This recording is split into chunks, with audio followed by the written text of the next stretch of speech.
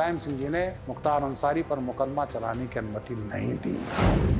Samajwadi party थी तो उनके यहाँ ये होता है, जो सबसे बड़ा गुंडा है सबसे बड़ा समाजवादी। आप अपने बैच के पहले एसएसपी हैं और वो भी मुख्यमंत्री जिले इटावा के। वो जानते थे मेरी तेज तर्रारी अपने विरोधियों के खिलाफ इस्तेमाल करेंगे। मैं माननीय मुलायम सिंह जी के पास गया, मैंने उनको कहा, मैंने कहा सर कोई दूसरा एसएसपी ले लो तो अच्छा रहेगा।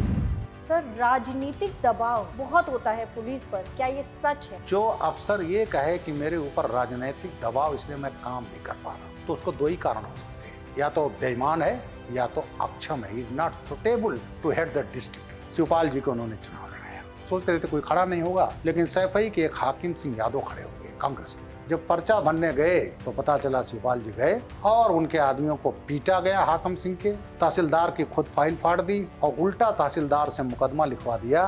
काम में बाधा पहुंचाई, धमकी दिया, फाइल फाड़ दी, मुकदमा कायम हो गया और अपने को अनअपोज डिक्लेयर करा दिया गया। एक हफ्ते बाद माननीय मुलायम सिंह जी आते हैं, वो तैस में, मैं जानता हूँ कि झूठा है। उन्होंने कहा गाली दे करके सबकी हिम्मत हो जाए, गिरफ्तार नहीं कर रहे हैं। मैंने कहा सारी सर, झूठे केस में गिरफ्तारी नहीं होती। और मैंने 9 अप्रैल 90 को शिवपाल जी, इनके चचा सैफी प्रधान और लोन नामजद मुकदमा कायम कराया था। मेरे खिलाफ अखिलेश यादव जी ने 19 मई 2013 की प्रातः 12 बंकी कोतवाली में मर्डर का मुकदमा कायम किया। डीजी रेजिडेंस जो लखनऊ में, उसके ठीक सामने मुख्तार अंसारी ने जमीन पर कब्जा करके महल टाइप का बनाया था, उसको डिमोलिश किया गया और उस पर 72 फ्लैट बने हैं गरीबों के लिए। समाजवादी पार्टी से मिली भगत से कृष्णानंद राय मारे गए, इसी तरह से राजू पाल विधायक मारे गए थे, इसको अतीक ने मारा। सबको जानकारी तो तय होता था। ये था हाल उस जमाने में। अंग्रेजों के जमाने में सल्यूट करते थे ये कि सब हुजूर आपका इकबाल बुलंद है। वो इकबाल के सबसे बड़े उदाहरण हैं योगी आदित्यनाथ। वही फोर्स पहले थी और यही फोर्स आज है। वो दर्शन सिंह जिन्होंने मुलायम सिंह को इस बुलंदी पर लाए और उनके ऊपर क्या मुकदमा कायम हुआ, डकैती, वो भी रात नहीं सुबह 8 बजे। जब मैं गया तो माननीय मुख्यमंत्री जी बोले, देखो मैं कायम कर रहा हूँ, लूट लिया, डकैती डाल दी, गिरफ्तार करो। मैंने कहा सर मैं घटना स्थल देखूंगा। उनका चेहरा देखने लायक था। इटावा का प्रत्येक आदमी अपने को मुख्यमंत्री समझे और कहा मैंने सत्ता तो बदल दिया है, अब व्यवस्था परिवर्तन करना है। तो बिल्कुल ये हाल हुआ। वहाँ इंजीनियर से वसूली, इनसे वसूली, प्रिंसिपल ने एडमिशन नहीं किया उसकी पिटाई, डॉक्टर्स की पिटाई। दैनिक जागरण पर हमला हुआ था हजरतगंज में।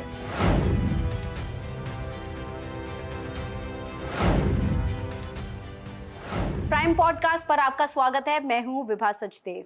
पिछले एपिसोड में बृजलाल सर ने हमें बहुत कुछ बताया, ऐसे ऐसे किस्से बताए जो सुनकर आप हैरान हो गए होंगे। लगा होगा कि ये रियल कहानियां हैं या फिर फिल्मी कहानी कोई चल रही है, क्योंकि बहुत से ऐसी क्राइम सीरीज भी आपने देखी होंगी, लेकिन ये वाली कहानियां तो बिल्कुल उनसे भी पार थी।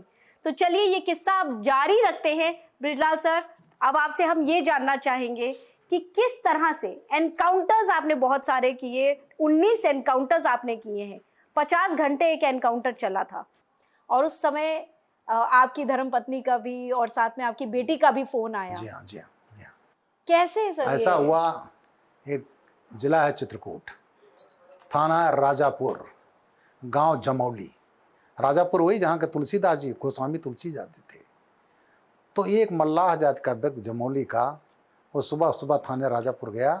उसने कहा साहब घनश्याम केवट जो पहले 3 पुलिस वालों को मार चुका था, और वो कहा कि घर में आ गया है। मल्लाहों का गांव, झोपड़ी, केवल 4 पक्के मकान, खूंखार डकैत, खाना, हाँ खूंखार, खाना भी खाता है और रेप करता है। तो जब वो गया, एसपी के फादर की डेथ हो गई थी, एडिशनल एसपी थे, उन्होंने सीरियसली लिया नहीं। एसओजी थी, स्पेशल ऑपरेशन ग्रुप, और थानाध्यक्ष गए और वो आगे आगे घर में देखा, नीचे सर्च किया, नहीं मिला। वहाँ दुछत्ती बनाते हैं, ऊपर ये है नीचे, और फिर फोर्स जो है घर के आंगन से एक जीना था ऊपर चढ़ने के लिए, आगे आगे कांस्टेबल समीम, नया बच्चा है, कई साल का।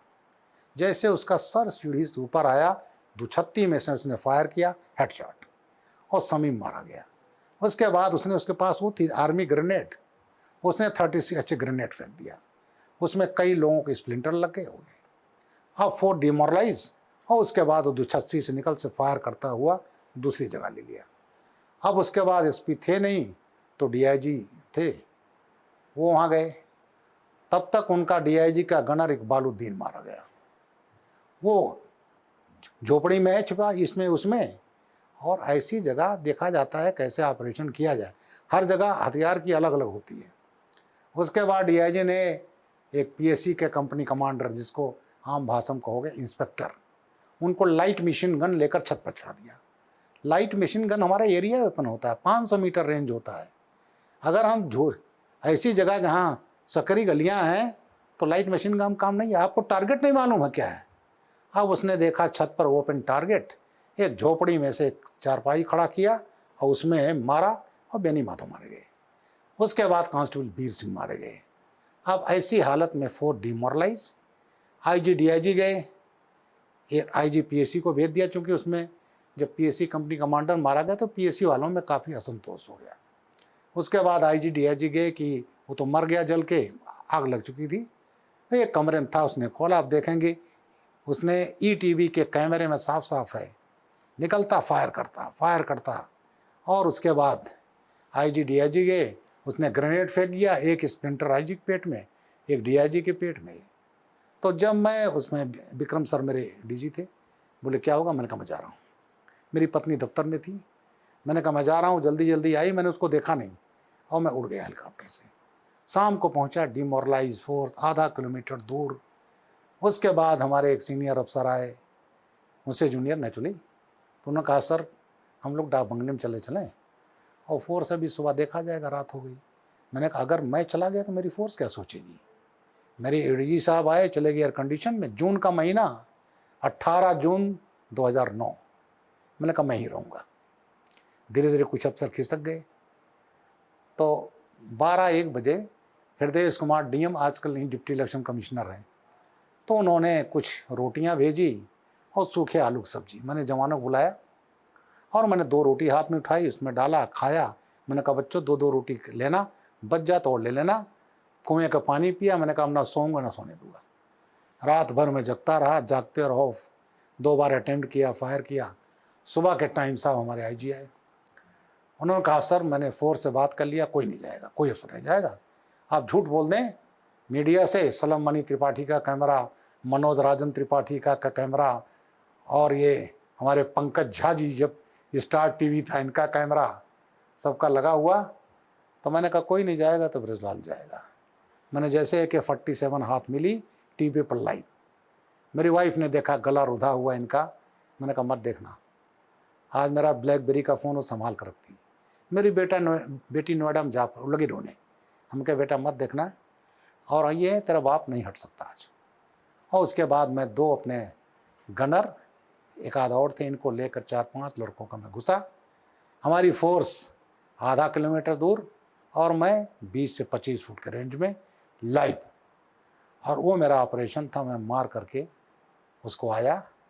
और उसके बाद वो मेरा लास्ट ऑपरेशन था, तो मेरा अपना था। एक चीज़ और, मैंने, अगर कोई पुलिस वाले का कातिल है, कोई क्रिमिनल, अगर वो जिंदा रहा तो समाज में सबसे बड़ा टेरर होता है कि उसने इंस्पेक्टर मारा है, दरोगा मारा है, एसपी तो बहुत बड़ी चीज़ होती है।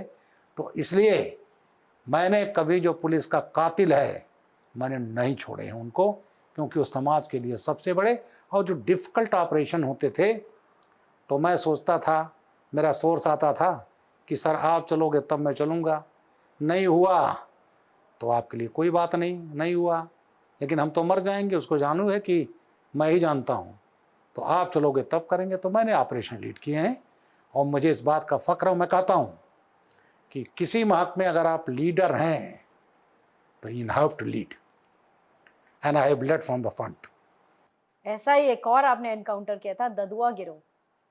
नहीं, ददुआ का तो ये था, उस मेरी एसटीएफ ने मारा था, लेकिन एक सबसे बड़ा ही आपके प्लानिंग तो पूरी, प्लानिंग, हाँ नहीं, ये मैंने प्लानिंग, मैं एसटीएफ का चीफ था, मेरे एसटीएफ ने मारा। ददुआ को कहते थे नॉर्थ इंडिया का वीरप्पन।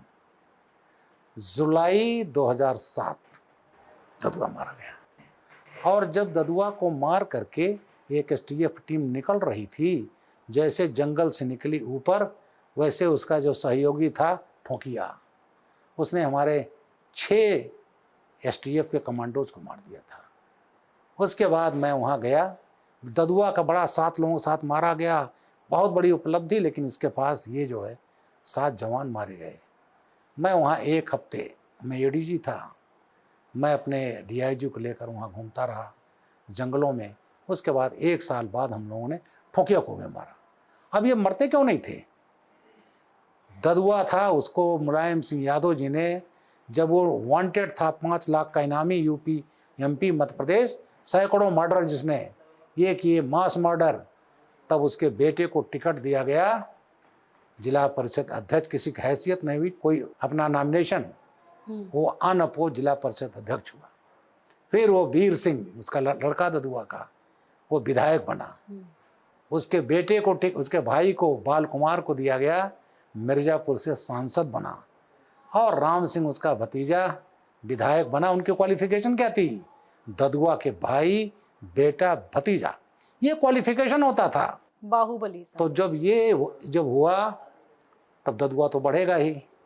उसके बाद जब इनकी सरकार नहीं थी तो 2007 में ददुआ मारा गया। फिर एक, और मैं उस जमाने में 4.5 मर्डर, एसटीएफ, एटीएस, हम लोगों ने चंबल और पाठा जो था वो साफ कर दिया। सर, आपने इतने एनकाउंटर किए, एक फैमिली पे बहुत प्रेशर होता है, तो जिस तरह से आपने ब्रेवरी दिखाई, ये कहिए फैमिली ने भी उतनी ही ब्रेवरी दिखाई होगी। उसके बारे में आप क्या कहेंगे? बच्चों को भी एक कुछ ट्रॉमा से, देखिए, जो ऑपरेशन होते हैं इस बार हमेशा दिखता है, क्योंकि वहाँ तो डू और डाई, तो इस पर होता है, तो कभी परिवार से डिस्कस नहीं किया जाता, नेवर। और जब हम पहुँच गए तो ये होता है सबसे बड़ी परिवार की हिम्मत। जैसे मेरी वाइफ ने कहा कि AK-47 हाथ में लिए हुई है, कि क्या कर रहे हो, गला रुधा हुआ। मैंने कहा मत देखना। आज भी उसके फुटेज है, आज भी वो नहीं देख पाती। मेरी बेटी, आजकल मेरी बेटी दामाद दोनों कुवैत में है, डॉक्टर हैं, तो वो क्या करके, वो उसका रोते हुए बेटी का देख रही, बाप को गोली चल रही है, बाप चला रहा है गोली। तो ये बच्चों का, लेकिन वास्तव में उनकी बड़ी बहुत बड़ी होती है स्ट्रेंथ। और एक चीज़ बताऊं आपको, ब्रेवरी में और बेवकूफ़ी में बहुत थिन अंतर होता है। अगर आप सक्सेसफुल हो गए तो आप बहादुर हो गए, और मारे गए तो कहेंगे अरे साहब बेवकूफ़ी में जाकर मर गए। तो इसलिए कुछ बड़ा काम करने के लिए रिस्क तो लेना पड़ता है। थिन लाइन है, जो कि थिन लाइन है, क्रॉस करनी पड़ती जी है। हाँ। तो इसलिए उस थिन लाइन को क्रॉस करने में, आप चैनल है, आपने जो शुरू किया होता, तो अब कोई मालूम नहीं सक्सेसफुल होगा कि नहीं होगा, लेकिन नहीं होगा तो रिस्क तो लेना पड़ेगा। आपने किया, बढ़िया चल रहा है। सर, अतीक अहमद की बात करना चाहूंगी। जब आप प्रयागराज में एएसपी रहे और एसपी रहे, रूरल रहा, यस। तो अतीक अहमद के तो जो क्राइम की कहानियां आपने बहुत ही करीब से देखी होंगी। जी हाँ, और वो सुना है अपने हाथों से मारना पसंद करता था अपने दुश्मनों को। बिल्कुल।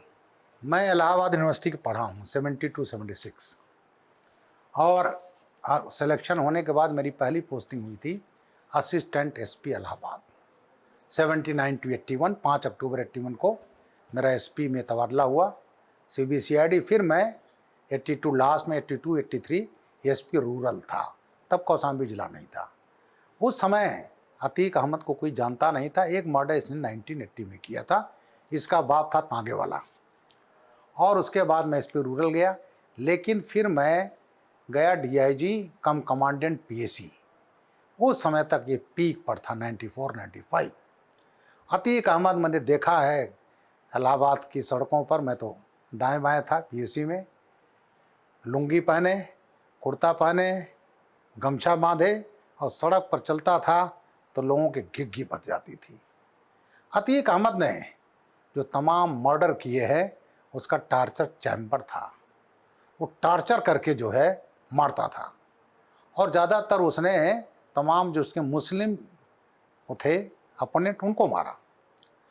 वो कहता था अक्सर, ये बीजेपी वाले पता नहीं क्यों मुझसे नाखुश रहते हैं, अरे मैंने तो ज़्यादातर मुसलमान मारे हैं। तो साहब वो जो है एक उसका दुश्मन था, तो उसके परिवार वालों को किडनैप कर लिया। वो बॉम्बे में है, उसको बुलाओ, मैं माफ़ कर दूंगा बातचीत है। अब बॉम्बे से उसको लाया गया, चाहता तो रास्ते में मार कर कहीं फेंक देता, लेकिन लाया गया। और वो बाप क्योंकि तांगे वाला था, तो घोड़े का जो हंटर होता है उससे कहते नहीं चमड़ी उधेड़ देना, उधेड़ दिया, तब मार करके उसी मोहल्ले में डाल दिया। तो जितने मर्डर इस टाइप के किया, ब्रूटल मर्डर। और ब्रूटल मर्डर उसका ज़माना ये था। और एक जो बड़ा जघन्य, जो उस समय तो मैं सेवा में था, जब 2005 में आईजी लॉ एंड ऑर्डर था, जब 25 जनवरी 2005 को उसने राजू पाल विधायक का मर्डर किया। राजू पाल ये फूलपुर सीट से 2004 में लड़ा, मुलायम सिंह जी ने टिकट दिया, समाजवादी पार्टी से एमपी हो गया। वो सीट थी जिस पर पंडित जवाहरलाल नेहरू लड़ते थे, राम मनोहर लोहिया लड़ते थे। उस सीट से विजय लक्ष्मी पंडित लड़ती थी वहाँ ये। अब वो सीट खाली हो गई इलाहाबाद नॉर्थ, तो इसने अपने भाई को टिकट दिलाया, अशरफ। तो जो दिलाया उसमें एक राजू पाल खड़ा हो गया, बीएसपी का, बैकवर्ड जाति का था। तो पता चला राजू पाल जीत गए अक्टूबर 2004 बाई इलेक्शन। इसने कहा ये कैसे जीत गया। उसके बाद साहब उसको खतरा, 2 बार हमला हुआ। वहाँ के AK सिंह था इंस्पेक्टर इंटेलिजेंस, उसने रिपोर्ट दिया एसएसपी को, सीनियर अफसरों को, कि साहब इनकी सिक्योरिटी बढ़ा दी, नहीं तो मारते जाएंगे। लेकिन खाली 2 सिपाही दिए गए, 303 राइफल। अब उसके बाद क्या हुआ कि 25 जनवरी 2005, 26 जनवरी थी, इसकी शादी के 10 दिन हुए थे मात्र। पुलिस लाइन से आया था इन्विटेशन, तो सोचा अपनी वाइफ को लेकर के, यंग वाइफ, नई नवेली जिसकी मेहंदी नहीं छूटी थी, उसको दिखाने था। AK-47 की बौछार कर दी गई और दौड़ा दौड़ा करके राजू पाल मार दिए गए। इसके साथ 2 लोग और मारे गए और इतनी बड़ी हो गई घटना। इसके बाद बचाया जाता रहा। अब उसको AK सिंह को SSP ने कहा कि वो रिपोर्ट बदल जो तुमने कहा है कि सिक्योरिटी नहीं बढ़ाई गई तो मार दिए जाएंगे। उसने कहा साहब वो तो मैं इंटेलिजेंस हेडक्वार्टर भेज चुका हूँ, कैसे। तो जब नहीं बदला तो उसका दूसरे दिन आजमगढ़ तबादला कर दिया गया। और अतीक वो था कि माननीय मुलायम सिंह उसके घर गए, नेट पर फोटो मिलेगा उसके कुत्ते से हाथ मिलाते हुए, और वहाँ जाकर उन्होंने क्लीन चिट दिया। और जब राजू पाल के मरने के बाद बाई इलेक्शन हुआ तो किसको दिया गया टिकट? अतीक अहमद के भाई को। सपा की सरकार वो जीता। तो इस तरह का जमाना था, देखा। और उसको बड़े बेशर्मी के साथ बचाया गया। और बचाने के बाद जब तक मुलायम सिंह यादव या अखिलेश यादव जी की सरकार रही, किसी की हैसियत नहीं थी उसके खिलाफ, मुख्तार अंसारी खिलाफ, इसके खिलाफ। लेकिन जब जोगी सरकार आई तो इसको आजम कारावास की सजा हुई। मुख्तार अंसारी कहाँ था? अमृतसर जेल में। वहाँ फर्जी मुकदमा लिखवा लिया और इसके बाद वहाँ से आया, भेज दिया। अब यूपी गवर्नमेंट कह रही भाई इसने 16-18 केसेस चले, भेजिए, नहीं भेज रहे हैं। पंजाब की कांग्रेस गवर्नमेंट ने उसको बचाया। वो कहते थे मुख्तार चलने फिरने में असमर्थ हैं। और उसके बाद योगी आदित्यनाथ को जाना पड़ा सुप्रीम कोर्ट। कभी देखे हैं? सुप्रीम कोर्ट जाकर तब मुख्तार अंसारी को यूपी लाया गया, चित्रकूट। फिर वहाँ इसने बहाना बनाया कि हार्ट अटैक हो गया। वो बहाना नहीं चला और 6 केस में उसको सजा हो गई। धड़ाधड़, चूंकि गवाह तोड़ नहीं सकता था, और उसको सजा होती गई। और उसके बाद डिप्रेशन में करके वो जेल में मर गया। तो इस तरह से अच्छा, उधर इसका अतीक अहमद का, उसके भाई का, उसमें कस्टडी में मर्डर हुआ, दोनों मारे गए। और जो संपत्तियां तमाम कमा रखी थी उसको योगी आदित्यनाथ सरकार ने वापस लिया इलाहाबाद में। और अभी 1 हफ्ता पहले मैं भी उस समारोह में शामिल था लखनऊ में, जब मुख्तार अंसारी DGP रेजिडेंस के सामने उसने महल बना लिया सरकारी ज़मीन पर, उसको डिमोलिश किया गया और 72 गरीब लोगों को फ्लैट दिया गया है। तो ये जो होता है वो ऐसे नहीं बनता। कोई माफिया जब सरकार साथ में रहती है, और सरकारें ऐसी थीं जो जानबूझ करके बढ़ाती थीं कि बाहुबल रहेगा तो हम चुनाव जीतेंगे। उन्होंने कभी नहीं देखा कि किस तरह से प्रदेश का, समाज क्या क्या नुकसान हो रहा है, क्या कर रहा है, और उनके उस जानकारी में तो मर्डर कराए जाते थे। तो इस तरह से बने। लेकिन जब ऐसी सरकार आती है जिसका लक्ष्य बिल्कुल क्लियर है, माफिया, आज उत्तर प्रदेश माफिया मुक्त है। उत्तर प्रदेश में कोई निवेश नहीं करने आता था। योगी आदित्यनाथ 4 लाख करोड़ का इन्वेस्टमेंट ये नोएडा बगल में है जी। एक गर्जियानो कंपनी थी, भाग गई। और यही मेरठ में मैं एसएसपी रह चुका हूँ 91-93। शुगर मिल का जीएम मार दिया गया, रंगदारी नहीं दिया। रंगदारी रोज की बात थी, अपहरण रोज की बात थी। और इटावा एक समय तो अपहरण का केंद्र था। तो वो सब जमाना था, तो कौन बिजनेसमैन आएगा। तो इसीलिए आज जब ये चीज़ें ख़त्म हुआ है तो उत्तर प्रदेश $1 ट्रिलियन की इकोनॉमी होने जा रही है। तो ये होता है, आपका डेवलपमेंट तब होता है, पहला रिक्विजिट है कानून व्यवस्था। अगर वो ठीक है तभी होगा, जो पूरे देश में हुआ है मोदी जी के कार्यकाल में।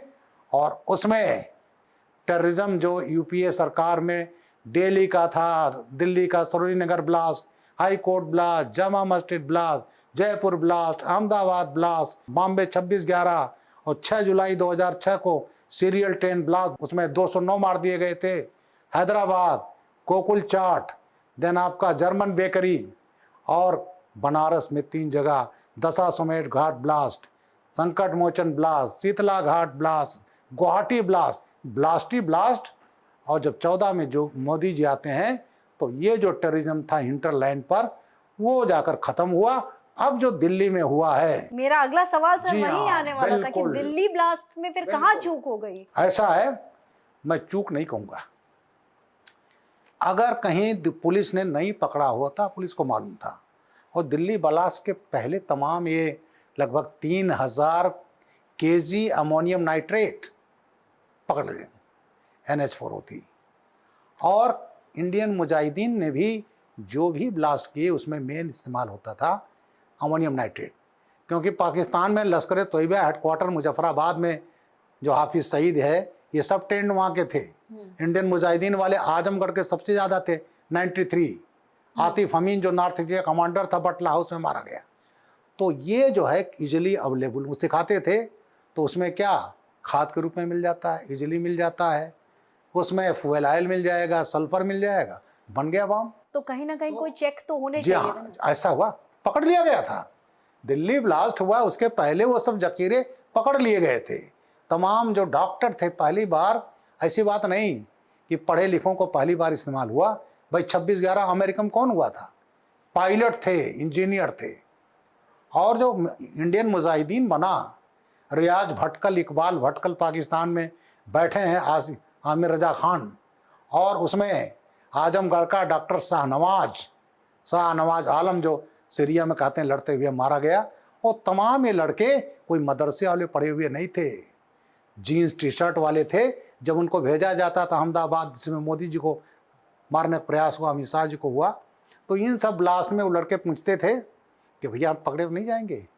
बोले अरे पुलिस का तो दाढ़ी वाले को देखेगी, ऊँटे पैजामा वाले, तुम लोग तो जीन्स टी शर्ट वाले हो। तो इस तरह से प्रयोग हुआ है। और जो इंडियन मुजाहिदीन बना, जो सबसे बड़ा ग्रुप यूपी के बना, उसका जो सादिक शेख था, जो कंप्यूटर इंजीनियर था, चीता कैम्प बॉम्बे, वहीं पर रियाज भटकल, इकबाल भटकल कर्नाटक वाले कांटेक्ट किया। वो आजमगढ़ आया, उसने ढूंढा एक आदमी की जो मिस्त्री भी हो, कंप्यूटर भी जानता हो, बिजली का काम जानता हो। तो सर्च हुई, Arif Badr, Sanjarpur, Azamgarh. He was the man जिसने स्विचेज बनाए जो पूरे ब्लास्ट देश में हुए, ही वॉज द मैन। तो इस तरह से इन्होंने इस्तेमाल किया। और ये जो व्हाइट कॉलर टेररिस्ट, डॉक्टर्स, और ये जो अल-फलाह यूनिवर्सिटी को बंद किया जा रहा है, उसके मालिक को गिरफ्तार कर लिया। तो एक अल-फलाह नहीं है, बहुत से अल-फलाह है। और मैं जानता हूँ, मैं तो सिद्धार्थ नगर का रहने वाला हूँ, आप तमाम मदरसे देखेंगे, उनकी वॉल्स लाइक जेल। भैया अगर आप इंस्टीट्यूशन चला रहे हैं तो नॉर्मल बाउंड्री वॉल बनाओ, तमाम जगह आप पाओगे। अगर इतनी बड़ी है तो इसका मतलब कुछ ना कुछ छिपाया जा रहा है। तो कैसे शिकंजा कसा जाएगा इन्हें? शिकंजा योगी आदित्यनाथ ने काफी हद तक कसा है, यूपी नेपाल बॉर्डर पर कार्रवाई हुई है। लेकिन अल-फलाह ये हुआ है कि एक आदमी, इसने जब सब पकड़े गए तो ये भी पकड़ा जाता। इसके बाद ये उमर नबी भट्ट जो इसने किया और फिदाइन बना, वो करके अपने को ब्लास्ट किया। और शाहीन एक महिला जो जैसे मोहम्मद महिला की ब्रिगेड बन गई। लेकिन ये घटना मैं बता दूं, इंटेलिजेंस लोग कहेंगे फेल्योर है फला, लेकिन इंटेलिजेंस ने ना किया होता तो आपके देश में 32 जगह ब्लास्ट होता। क्या होता, यू कैन इमेजिन। इंटेंसिटी ज्यादा हो। और ये घटना जो हुई उसके बाद उसने जल्दी में करके कुछ हम कर दें तो, लेकिन ओवरऑल मैं कहूँगा इंटेलिजेंस एजेंसी ने बहुत अच्छा, और तमाम बारूद तो तब तक बरामद हो चुके थे। लेकिन ये घटना ऐसी हुई है, इसका खामियाजा भुगतना पड़ेगा जिन लोगों ने किया है। देखते जाइए आगे क्या होता है। बहुत सारे ऐसे किस्से हैं जो अभी हमें सुनने बाकी हैं। आप यहीं रहिएगा प्राइम पॉडकास्ट पर। फिलहाल वक्त हो गया एक छोटे से ब्रेक का।